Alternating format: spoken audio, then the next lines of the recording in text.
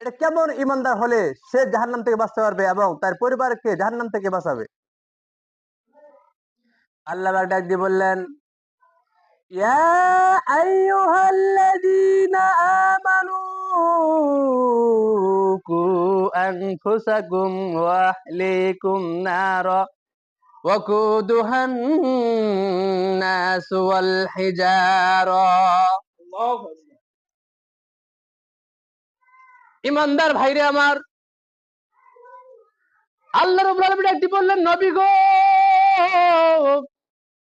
পৃথিবীর সমস্ত ইমানদারকে আপনি জানিয়ে দেন, যারা আমাকে ভয় করবে, আমি আল্লাহর উপর ঈমান আনবে, আমি নবী আমার নবীর উপর ঈমান আনবে, আমার কিতাব সমূহের উপর ঈমান আনবে, তারা হবে ইমানদার। আর যারা ইমানদার হবে তাদের ঠিকানা হবে জান্নাত, আর যারা ঈমান না আনবে তাদের ঠিকানা হবে জাহান্নামে। সাহাবে কেরামদের ঈমানদের সাথে আমাদের ঈমানের কোনো তুলনায় হয় না। হযরত আবু বকর রাদিয়াল্লাহু তাআলা আনহু, এর নাম তো সবাই শুনেছেন, আমি তার বিষয়ে একটি ঘটনা উল্লেখ করব। আবু বকর রাদিয়াল্লাহু তাআলা আনহু এক রাস্তা দিয়ে হেঁটে হেঁটে পা পা করে যখন তিনি যাইতেছিলেন, হঠাৎ করে এক ইহুদি ডাক দিয়ে বলল, ও আবু বকর, তুমি দাঁড়াও, তোমার সাথে কথা আছে। আবু বকর রাদিয়াল্লাহু তাআলা আনহু ডাক দিয়ে বললেন, আপনি কি কথা আমাকে বলেন।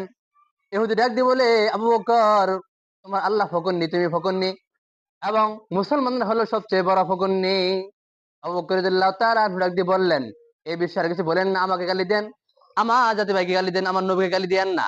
এই ইহুদি আবার ডাক দিয়ে বলে, আবু বকর, তোমার আল্লাহ সবচেয়ে বড় ফকরনি, তোমার নবী ফকরনি, তুমি হলে সবচেয়ে বড় ফকরনি। আবু বকর রাদিয়াল্লাহু তাআলা আনহু ডাক দিয়ে বললেন, চাচা গো, আপনি আমাকে গালি দেন, আমার নবীকে গালি দেন না।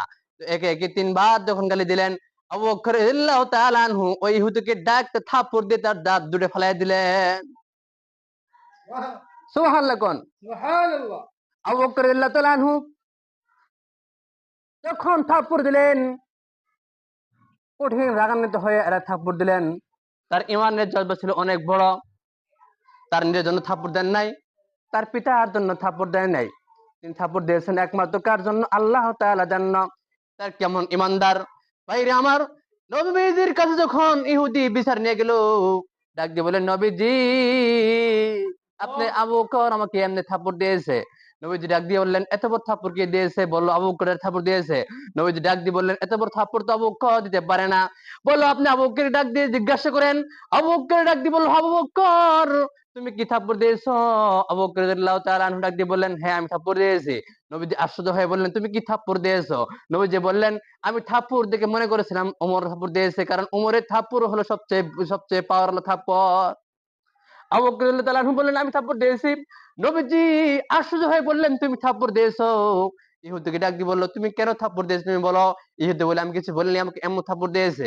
আবু বকর ডাক দিয়ে বললেন, নবীজি, আমি এমনি থাপ্পড় দেইনি, আমার আল্লাহকে গালি দিয়েছে। আমার নবী আমার সবচেয়ে প্রিয় বান্দা, আমার সবচেয়ে প্রিয় মহব্বতের বন্ধুকে গালি দিয়েছে, আমাকে গালি দিয়েছে, আমার জন্য থাপ্পড় দেয়নি। আমার একটা দুঃখ, আমি বলছি, আমাকে গালি দেন, আমার জাতিকে গালি দেন, আমার আল্লাহ এবং নবীকে গালি দেন না। যখন তিনবার গালি দিয়েছে, আমি থাপ্পড় দিয়ে তার দুই দাঁত ফেলে দিয়েছি। আবু বকর রাদিয়াল্লাহু তাআলা আনহু নিচু হয়ে গেলেন। ইহুদির কথা শুনে নবীজি আশ্চর্য হয়ে গেলেন। আবু বকরের কথা বিশ্বাস করতে পারতেছেন না, ইহুদির কথাও বিশ্বাস করতে পারতেছেন না।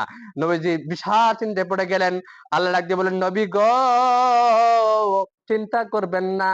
সেই কথাটা শুধু আবু বকর শুনে নাই, আমি স্বয়ং আল্লাহ নিজে আমি কি করেছি শুনেছি। কিন্তু আবু বকরের কোনো দোষ নাই, সবচেয়ে সব দোষ হলো ইহুদির দোষ। বেশি কথা না বলে আমি এখন আমার বক্তব্য এখানে শেষ করছি, সময় না থাকার কারণে। পরবর্তী আমি চেষ্টা করবো যে ইনশাল্লাহ আরো যে কথা আপনাদের মাঝে বলার জন্য। আলহামদুলিল্লাহ রাব্বিল আলামিন। আসসালামু আলাইকুম ওয়া রাহমাতুল্লাহি ওয়া বারাকাতুহু।